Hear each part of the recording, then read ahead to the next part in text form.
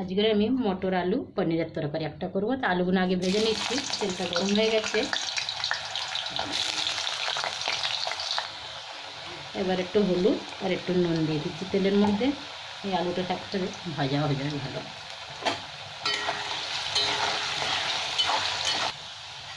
এখানে আমার আলুটা ভাজা হয়ে গেছে, উঠিয়ে নিচ্ছি। এই তেলের মধ্যেই একটা তেজপাতা আর একটা শুকনো লঙ্কা দিয়ে দেবো। দিয়ে দিলাম একটা শুকনো লঙ্কা ছিঁড়ে, একটা তেজপাতা, একটু গোটা জিরে। এখানে জিরেটাও ভাজা হয়ে গেছে আর শুকনো লঙ্কার তেজপাতাটা। এবার আমি একটা পেঁয়াজ দিয়ে দিলাম, সকালে চপ করে রেখেছিলাম, দিয়ে দিলাম। লাল লাল করে ভেজে নেব। এখানে আমার পেঁয়াজটা ভাজা হয়ে গেছে, এবার আমি এখানে আদা রসুনটা দিয়ে দিলাম। এটা হচ্ছে আদা বাটা, আর এটা আমার রসুন বাটা, মানে ছোটো চামচের 1 চামচ করে দিয়ে দিলাম। এবার এই পেঁয়াজের সাথে খুব ভালো করে ভেজে নেবো 1-2 মিনিট। তারপর আমি টমেটো দিয়ে দেবো। এখানে আদা রসুনের কাঁচা গন্ধ চলে গেছে, এবার আমি টমেটো দিয়ে দিলাম। এখানে 2টো টমেটো কিছু চপারে চপ করে দিয়ে দিলাম।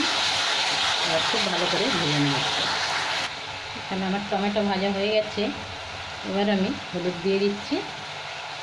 এখানে বেশি কিছু মশলা দেবো নি, দিয়ে দিলাম কাশ্মীরি লঙ্কার গুঁড়ো 2 চামচ। আর এখানে পনির মশলাটা দিয়ে দিলাম পুরোটাই, আর কিছু এবারে সবকটা খুব ভালো করে আমি কষে নেব। এখন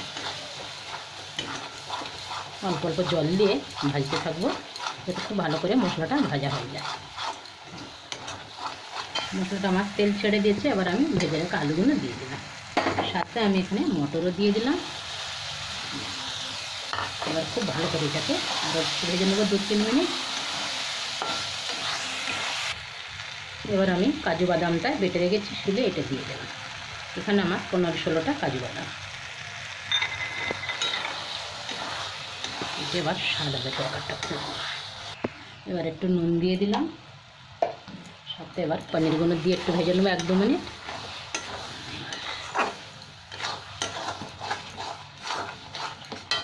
চলো, এবার আমি ছোটো করে কেটে রেখেছি পনিরগুলোও দিয়ে দিলাম।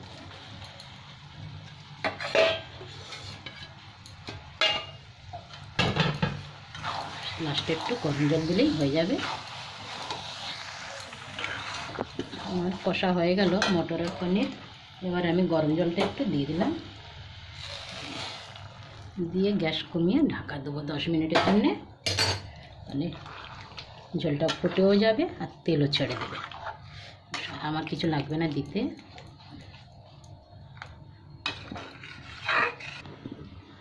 ঢাকাটা খুলে দেখছি, বাহ ভালোই হচ্ছে, সেন্টটা খুব ভালো আসতে যায়। আমার এখানে মটর পনিরের তরকারি হয়ে গেছে, গ্যাসটা এবার বন্ধ করে দিলাম। খুব সুন্দর হয়েছে, সেন্ট খুব সুন্দর আসছে।